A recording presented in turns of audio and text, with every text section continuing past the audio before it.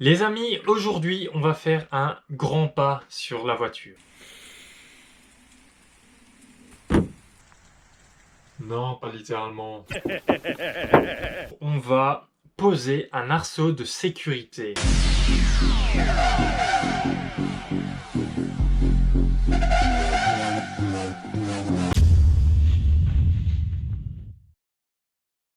On va poser un arceau de sécurité.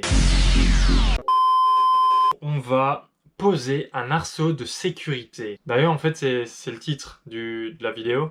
Et c'est ce qu'on va faire, quoi. Tu vois. Et encore une fois, je vais vous expliquer le pourquoi, le comment, tous les avantages et tous les inconvénients que peuvent apporter un arceau de sécurité. Ensuite, on ira dans un garage et je vais là-bas accompagné de plusieurs personnes, notamment un copain soudeur qu'on va appeler Dom dans la vidéo, parce qu'il s'appelle Dom dans la vraie vie aussi en fait. Et il est ancien pilote de rallye en saxo justement, donc il connaît un peu les affinités et tout de cette voiture, quoi. Alors, rentrons dans le vif du sujet parce qu'on a beaucoup de matière à voir les enfants. Premier point, pourquoi est-ce qu'on installe un arceau de sécurité? Un arceau de sécurité. Je me demande bien. Effectivement, ça sert avant tout à protéger les passagers en cas de tonneau, notamment, ou bien de collision ou quoi. On retrouve plusieurs modèles d'arceaux de sécurité par voiture, mais souvent on peut les catégoriser en deux grandes catégories. On a les arceaux soudés et les arceaux à boulonner. Les arceaux à souder sont généralement considérés comme plus solides, mais ils sont plus lourds, plus chers et ils sont définitifs. Alors que d'autre part, on a les arceaux boulonnés qui sont lourds, mais pas autant, chers, mais pas autant, et c'est réversible, mais pas autant non plus parce que parfois il faut faire des soudures pour mettre des contreplaques et il faut faire des trous dans la carrosserie. Donc ça forcément, il n'y a pas vraiment de retour. Premier avantage, il recentre les masses et donc le centre de gravité. Vu que l'habitacle et donc l'arceau de sécurité sont toujours entre les roues avant et les roues arrière de la voiture, eh bien le fait d'alourdir cette zone-là va faire ramener le centre de gravité un petit peu vers le milieu. Si c'est une voiture à moteur avant, donc que tout le poids est devant, alourdir le milieu va faire reculer le centre de gravité. Si c'est une voiture à moteur arrière et que le poids est derrière, ça va faire avancer un petit peu le centre de gravité. Et du coup, quoi qu'il arrive, que ce soit moteur avant, arrière, au-dessus, en dessous, on se rapproche toujours un petit peu plus de cette balance idéale de 50% de répartition des masses sur l'avant et sur l'arrière. Deuxième avantage, c'est qu'un arceau permet une fixation solide des harnais de sécurité. Les harnais, c'est vachement bien, mais le problème, c'est que quand ils sont fixés dans le plancher, comme chez moi, en cas de déformation de la caisse suite à un accident, forcément, eh bien, les harnais peuvent soit se desserrer totalement, donc nous lâcher, soit se resserrer brutalement et on peut retrouver nos épaules dans le coffre à l'arrière en fait. Ça, c'est pas fou. Avantage numéro 3, c'est qu'un arceau de sécurité, c'est trop stylé. Un peu comme moi avec ses lunettes à 5 €. Faut vraiment que j'arrête de faire ça. C'était tout beau, tout rose jusque-là, mais les arceaux de sécurité apportent aussi des inconvénients non négligeables, que je vais vous déballer ici. Le premier, vous le connaissez tous, c'est logique, c'est que ajouter un arceau, ça ajoute un certain poids.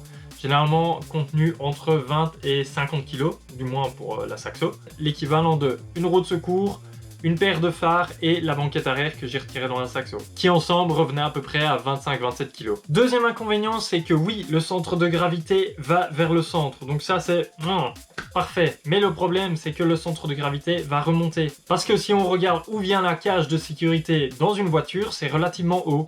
Et le centre de gravité, il va vers le haut, quoi. Ce qui n'est pas bon pour la tenue de route. Troisième inconvénient, c'est qu'apparemment c'est super chiant d'entrer et de sortir dans la voiture parce que tu veux enjamber le truc, donc tu lèves la jambe, donc tu te cognes sur le truc au-dessus, puis tu tombes dans ton baquet, c'est la misère à chaque fois.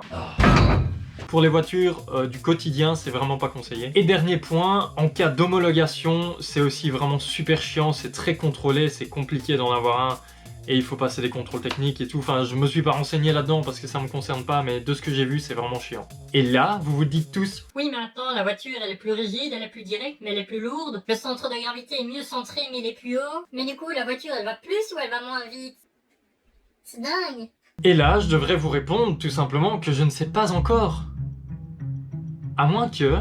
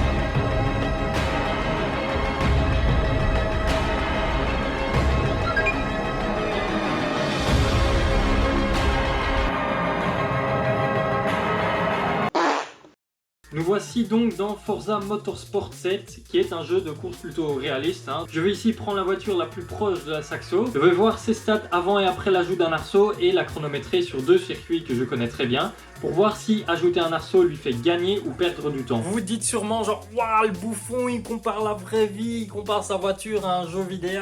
Mais moi je vous réponds qu'il vaut mieux peut-être une comparaison avec un jeu qui est basé sur la réalité, plutôt que les 729 forums que j'ai vus qui disaient « Non, je te jure, mec, t'ajoutes un arceau, tu gagnes 15 secondes sur ton tour. » Bref, la comparaison.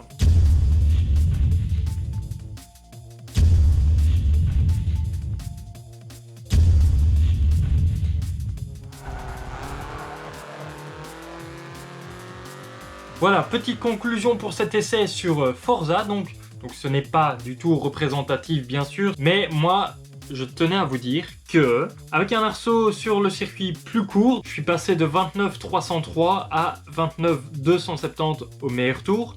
Et au total pour les 15 tours, je suis passé de 7 minutes 30 à 7 minutes 27 et demi.